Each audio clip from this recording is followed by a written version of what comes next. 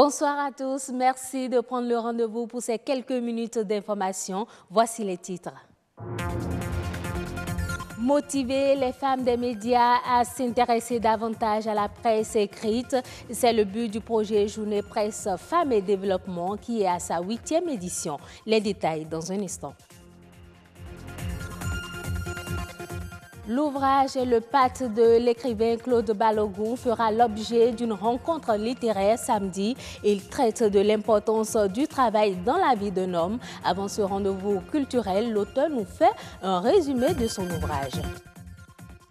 La croissance de la Chine se stabilise à 6,8%, dopée par une forte consommation, ceci en dépit d'un essoufflement de la production industrielle.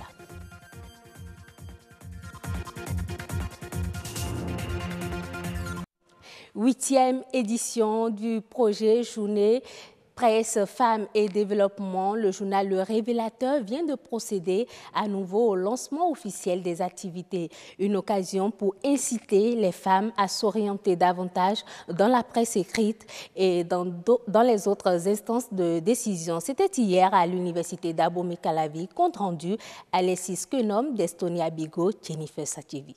Les femmes des médias sont beaucoup plus présentes dans l'audiovisuel au détriment de la presse écrite. Face à ce constat, le journal Le Révélateur entend inverser la tendance.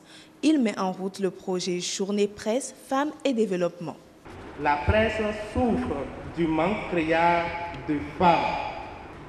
C'est conscient de cela que le journal des étudiants Le Révélateur a trouvé judicieuse l'idée d'organiser des journées de formation spéciale en faveur de la gente féminine afin de motiver les étudiantes à prendre part aux délices de la presse écrite, à s'intéresser aux questions de leadership et aux postes de grandes responsabilités et de décision. L'initiative est à sa 8e édition. Les participantes ont exprimé leur reconnaissance. La femme est le pilier de la nation, celle qui peut développer le pays. Elle a des talents, des capacités qui pourront lui permettre d'avoir les mêmes pieds d'égalité que l'homme. Alors je remercie vraiment le journal La Presse écrite Le Révélateur pour cette initiative mise à la disposition de nos femmes pour nous valoriser. Quand tu as la chance de participer à ces genres de projets, tu sais vraiment ce qui se passe, ce que tu as à faire. Donc moi, je crois que le projet a vraiment sa chance d'être. Des communications pour mieux édifier les femmes journalistes en devenir a opéré un choix judicieux. Il faudrait que les femmes professionnelles des médias face à cet enjeu de l'émancipation de la femme soient de réels professionnels, c'est-à-dire des professionnels avérés, qu'elles se révèlent à elles-mêmes, qu'elles sachent qu'il leur faut maîtriser leur savoir-faire pour pouvoir impacter et, comme Gemma le dit, infecter les autres femmes. Parce que quand on parle d'émancipation de la femme, on parle de l'affranchissement de la femme. Elles doivent s'affranchir, les femmes béninoises. Le projet reçoit l'approbation des aînés qui ont des expériences avérées en matière de journalisme. C'est bien dommage que nous en sommes encore à parler de l'émancipation de la femme. Mais c'est une joie pour moi que la flamme reste toujours allumée et que cela continue à rester un combat qui motive des jeunes, qui plus est des jeunes étudiants. Donc c'est un sentiment de joie et de tristesse, mais la joie arrive à dominer plus la tristesse parce que c'est un message d'espoir qu'ils sont en train de véhiculer pour nous dire que ce combat que nos mères ont eu à faire, que nous-mêmes nous avons eu à faire, continue. Pour que cette séance porte ses fruits, les leaders du Révélateur souhaitent continuer la sensibilisation.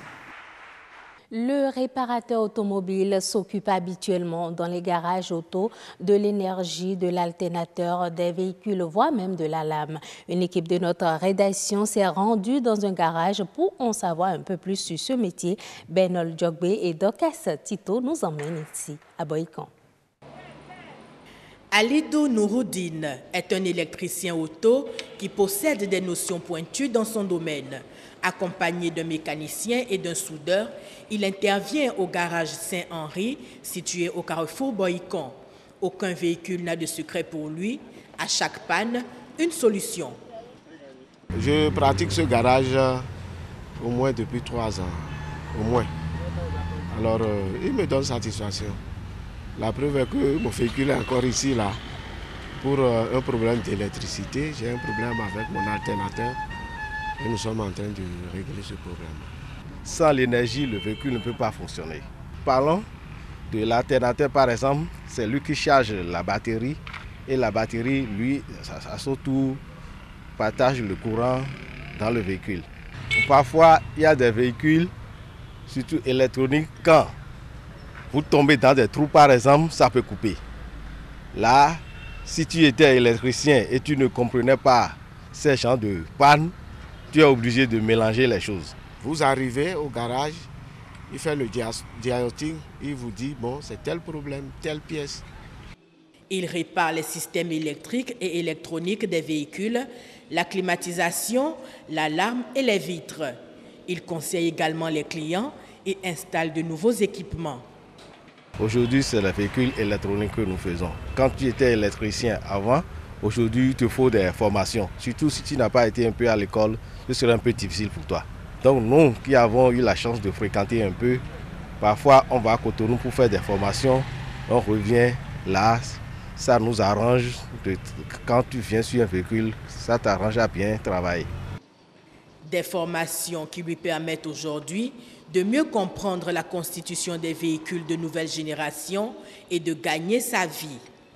Si un véhicule, son calculateur est gâté et tu as aménagé ça, vous avez tout fait et le véhicule est débarré, si ton maître d'œuvre, ça peut-être quelqu'un peut te donner 10 000, d'autres peut te donner 15 000, selon la capacité du client quand même. Il arrive des jours que tu peux gagner même 40, même 50, mais il arrive des jours que tu peux gagner 2 000, même 1 000 francs. Chargé de rechercher, diagnostiquer et résoudre tout dysfonctionnement ou panne des systèmes électriques des véhicules, Alidou Nouroudine est un véritable technicien de la maintenance automobile. Je vous le disais en titre, Le Pacte, un roman de l'écrivain Claude Balogun, sera au cœur d'une rencontre littéraire samedi prochain à l'Institut français de Cotonou. Au regard de l'actualité béninoise qui tourne autour de la cybercriminalité, les organisateurs vont mettre l'accent sur l'importance du travail dans la vie d'un homme. Claude Balogun fait un résumé de l'ouvrage et parle des objectifs de la rencontre littéraire. Il est au micro de Armandine Aniamboussou. Le Pacte, qui est un roman qui raconte une histoire purement africaine, moderne de toute façon, et qui aborde d'entre les lignes quelques aspects de l'endogénéité africaine. Dans le livre, il a été question d'un jeune homme, comme tous les jeunes béninois qui, à un certain âge, n'ont toujours pas du travail, qui sont toujours à la maison, avec une femme et 2-3 enfants sous le bras, et qui se débrouillent pour manger. Et dans cette tendance de travail précaire, ils arrivent à nouer des pactes avec des entités. Et ce pacte lui a permis de devenir subitement et rapidement riche. C'est ainsi que, en gros, notre ami qui s'appelle Alain Kahovi n'a pas pu respecter les interdits annoncés et énoncés par les divinités. Et la chute a démarré. Quel a été le comportement de sa femme? Quel a été le comportement de sa maîtresse? Quelle va être la vie de ce qui est réservé à son fils garçon, alors que les divinités lui ont interdit de faire un garçon? C'est tout ça là, c'est tout ça qu'on pourra parler. Le choix du livre n'a pas été de mon fait. C'est une équipe qui sélectionne, surtout l'écrivain et littéraire Asdé, qui organise cette activité depuis des années. L'équipe a lu et vu le développement récent de cette affaire de gaïmanisme, de Kennedy, de tout ce qu'il y a comme problèmes critiques liés au vaudou, aux réalités africaines. Ils ont jugé bon parler de tous ces aspects-là en se basant sur ce que je dénonçais déjà dans mon livre. Il n'y a jamais de gain facile. Il faut travailler, travailler, travailler. Il n'y a pas de saut-métier. Il n'y a pas de saut-métier. Même si vous êtes ramasseur de je ne sais pas quoi, il suffit de tout faire pour vous faire passer dans votre localité comme étant le meilleur ramasseur de cette chose-là. du quartier. Vous allez vous enrichir, vous allez bien manger, vous allez être à l'aise. Mais si vous gagnez gratuitement et rapidement, facilement quelque chose, c'est sûr que vous allez perdre ça rapidement, au risque même de perdre votre vie. Au Ghana, 165 km de fibres optiques ont été officiellement réceptionnés par le gouvernement. Il s'agit de l'une des composantes du projet de corridor oriental à haut débit long de 800 km. Sa réalisation a été financée par l'Agence danoise de développement international (DANIDA). Les 165 km de fibres optiques permettront d'offrir l'accès Internet haut débit à de nombreuses communautés urbaines et rurales, d'attirer les investissements et favoriser le développement. Le Sénégal avance progressivement vers la numérisation de son système de gestion financière. C'est ce qu'a annoncé l'inspecteur principal des impôts et des douanes à l'occasion d'un atelier d'échange avec les journalistes économiques sur les réformes de l'environnement des affaires au Sénégal. Ce système de gestion informatisé du foncier va permettre une interconnexion entre les services techniques, notamment le cadastre et les services des domaines. La Chine a vu sa croissance économique se stabiliser à 6,8% au premier trimestre.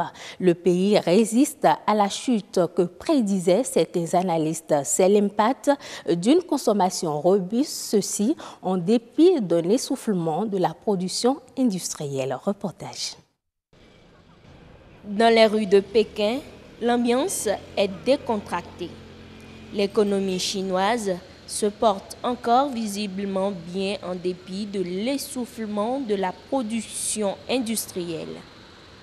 Le produit intérieur brut du géant asiatique a progressé sur les 3 premiers mois de l'année 2018 au même rythme qu'au dernier trimestre de 2017. Bilan positif et objectif dépassés se réjouissent les spécialistes. Dans l'ensemble, les chiffres du premier trimestre de cette année sont très positifs et dépassent l'objectif de la croissance annuelle prévu par le gouvernement. Ainsi, pour nous, la croissance relativement positive de ce premier trimestre pourrait se poursuivre jusqu'au deuxième trimestre, ce qui pourrait nous donner une certaine marge de manœuvre pour la croissance du PIB sur l'ensemble de l'année.